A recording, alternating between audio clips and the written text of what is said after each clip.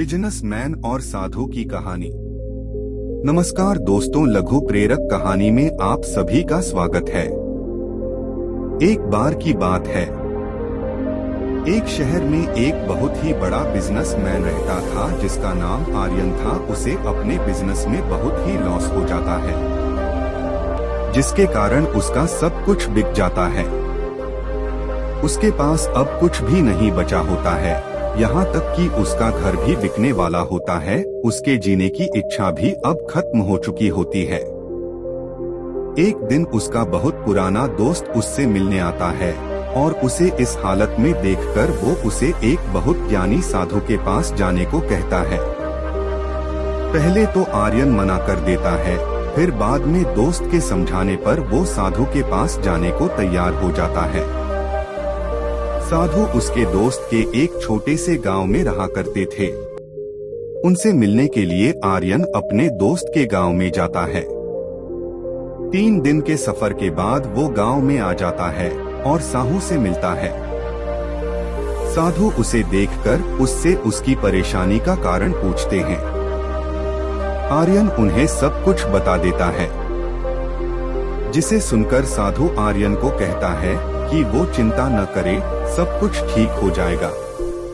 इतना कहकर साधु उसे 2 बक्से देता है और कहता है कि पहला बक्सा वो घर जाकर खोले और दूसरा बक्सा वो तब खोले जब उसे लगे कि उसने सब कुछ हासिल कर लिया है। आर्यन बिल्कुल ऐसा ही करता है।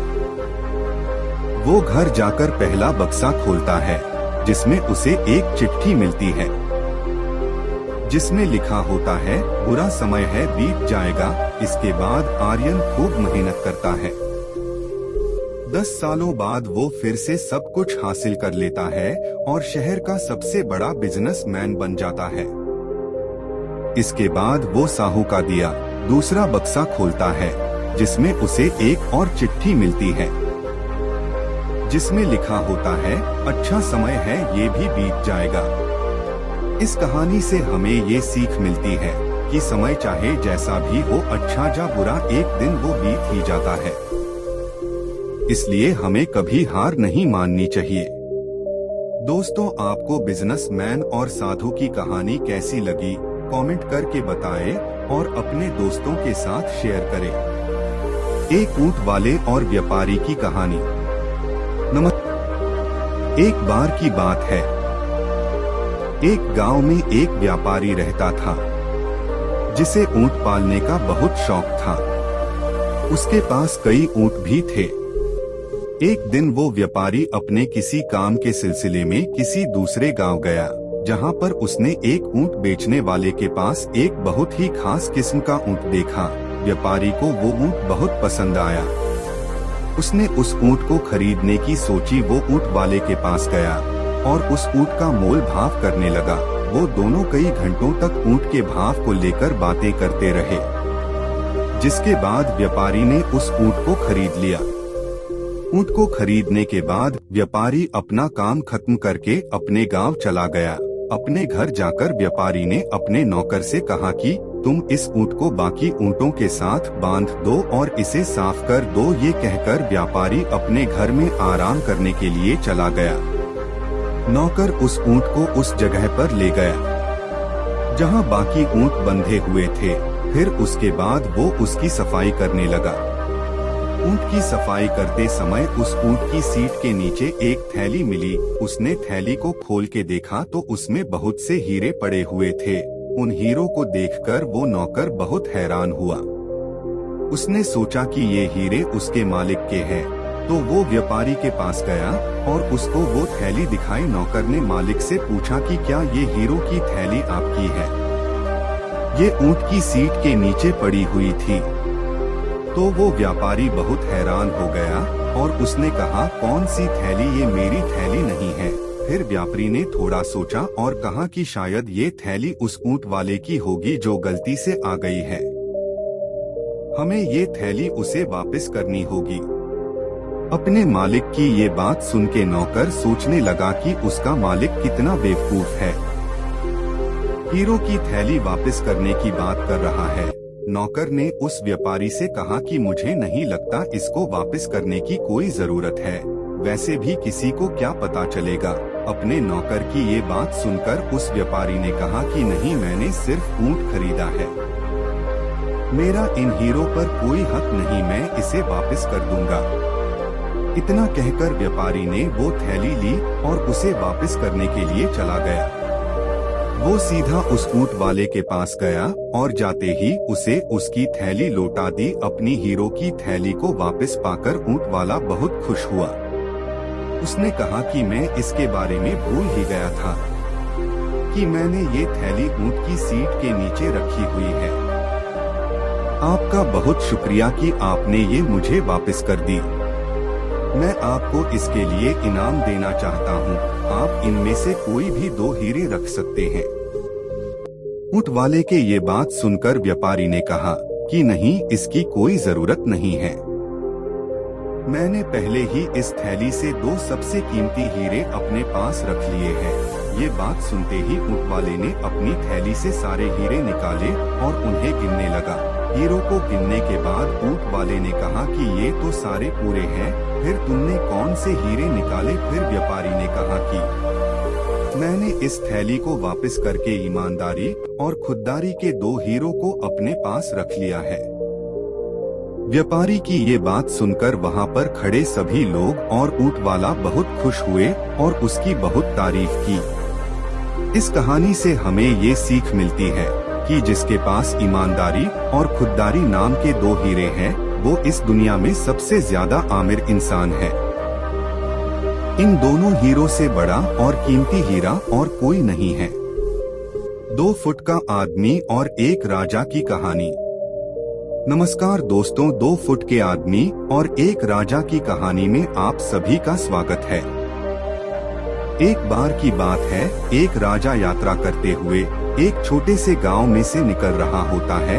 तभी उसे गांव का एक आदमी मिलता है जो राजा से कहता है कि महाराज, आपको रास्ते में एक 2 फुट का आदमी मिलेगा। यदि आप इस गांव को पार करना चाहते हैं तो उसे मार देना। राजा ये बात सुनकर बहुत हैरान हो जाता और उस आदमी की बात मान लेता है। फिर कुछ देर बाद रास्ते में राजा को वो 2 फुट का आदमी मिलता है जो राजा को लड़ने की चुनौती देता है। राजा उसकी चुनौती मान लेता है, उसे लड़ने लगता है और उसे लड़ाई में हरा देता है। लेकिन जब उसे मारने की बात आती है तो राजा उसे यह सोचकर छोड़ देता है कि उस 2 फुट के आदमी को मारने से क्या होगा। फिर वो अपने राज्य की तरफ निकल जाता है। कुछ दिनों बाद वो 2 फुट का आदमी फिर से राजा से लड़ने आता है, लेकिन अब वो 4 फुट का हो चुका होता है।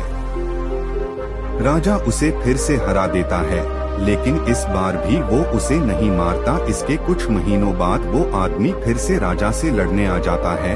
अब वो आदमी 8 फुट का हो चुका होता है।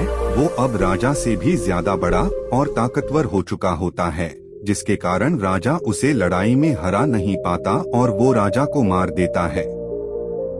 इस कहानी से हमें ये सीख मिलती है, हमें अपनी जिंदगी की छोटी छोटी मुश्किलों को अनदेखा नहीं करना चाहिए, वरना एक दिन वो मुश्किलें हद से ज्यादा बड़ी हो जाएंगी जिसे हम ठीक नहीं कर पाएंगे। एकता में बल। नमस्कार दोस्तों, एकता में बल प्रेरक कहानी में आप सभी का स्वागत है। एक बार की बात है, एक जंगल में एक हाथी रहा करता था जो कि बहुत ही दुष्ट था। वो जंगल के बाकी जानवरों को बहुत परेशान करता था।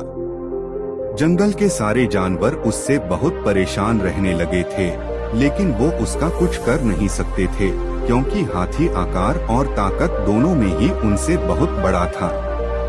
एक दिन वो हाथी कहीं जा रहा था तो उसे रास्ते में एक पेड़ दिखा। उस पेड़ पर कुछ चिड़िया रहती थी तथा उनके घोंसले भी थे जिनमें उनके अंडे थे। इसके अलावा उस पेड़ पर और भी कई जानवर रहते थे जैसे कीड़े, मक्खी और गिलहरी आदि। उस पेड़ को देखकर हाथी ने उनसे शरारत करने की सोची।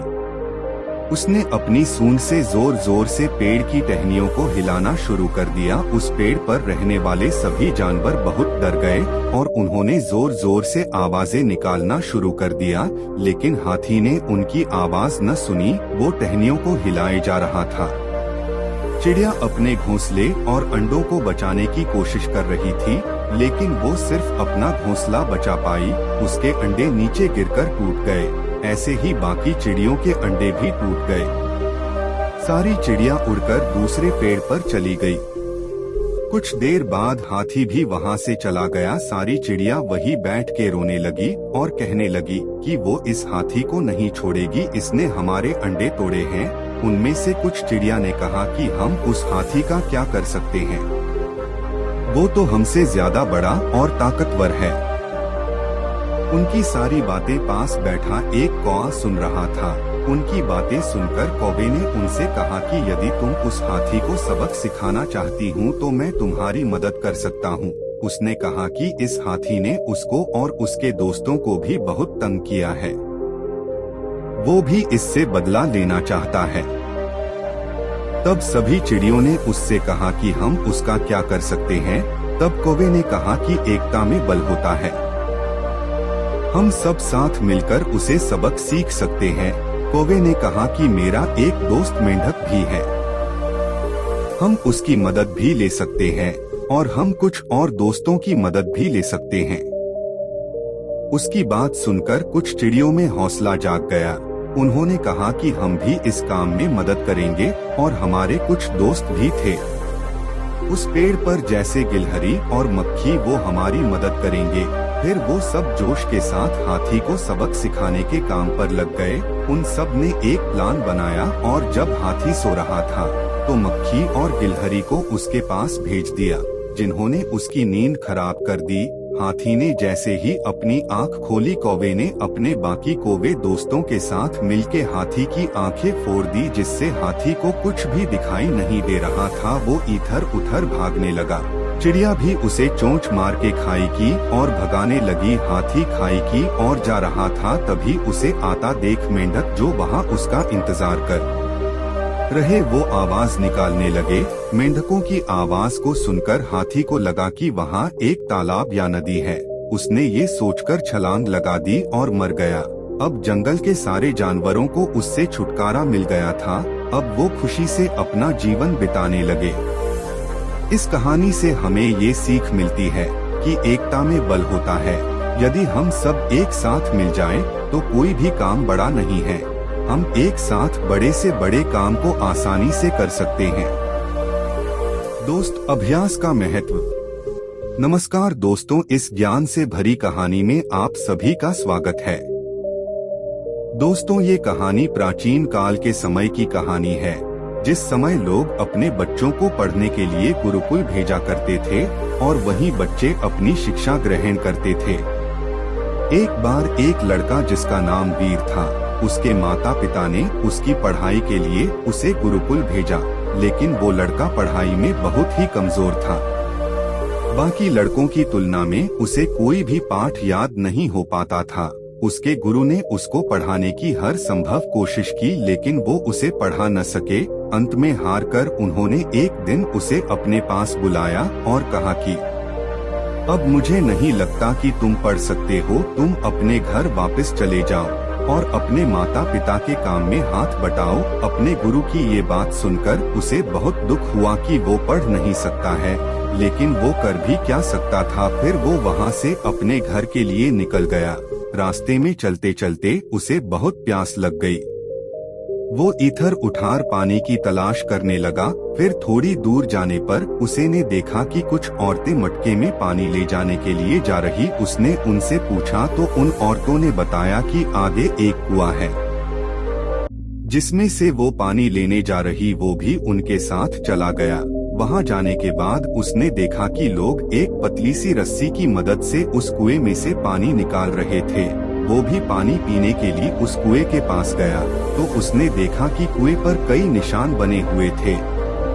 तो उसने वहाँ जो औरतें थी उनसे पूछा कि ये निशान कैसे, तो उन्होंने बताया कि ये निशान रस्सी के कारण कुएं पर पड़ गए हैं। तो उसने कहा कि इतनी छोटी सी कोमल रस्सी से इस पत्थर के कुएं पर निशान कैसे पड़ गए। तो उन्होंने बताया कि हर दिन लोग इस रस्सी की मदद से कुएं में से पानी निकालते हैं और हर दिन रस्सी के रगड़ने के कारण इस कुएं पर निशान पड़ गए हैं। तब उस लड़के ने सोचा कि यदि हर दिन रगड़ने के कारण इस पतली सी रस्सी से इस पत्थर पर निशान पड़ सकते हैं, तो हर दिन अभ्यास करने से मैं पढ़ क्यों नहीं सकता, ये सोचकर वो पानी पीकर घर जाने की जगह फिर से गुरुकुल चला गया और अपने गुरु से कहा कि वो पढ़ना चाहता है। उसने कहा कि अब वो पूरे मन से पढ़ेगा और तब तक पढ़ेगा जब तक वो पूरी शिक्षा ग्रहण नहीं कर लेता। उसके गुरु ने उसका जोश देखकर उसे फिर से गुरुकुल में रख लिया। अब उसके गुरु भी उसका और सहयोग देने लगे। फिर एक दिन ऐसा भी आया कि उस लड़के ने अपनी सारी शिक्षा ग्रहण कर ली और आगे जाकर एक महान व्यक्ति बना। इस कहानी से हमें ये सीख मिलती है कि हम अपने लगातार अभ्यास से कोई भी काम को कर सकते हैं। दोस्तों, आपको अभ्यास का महत्व कहानी कैसी लगी कमेंट करके बताएं और अपने दोस्तों के साथ शेयर करें।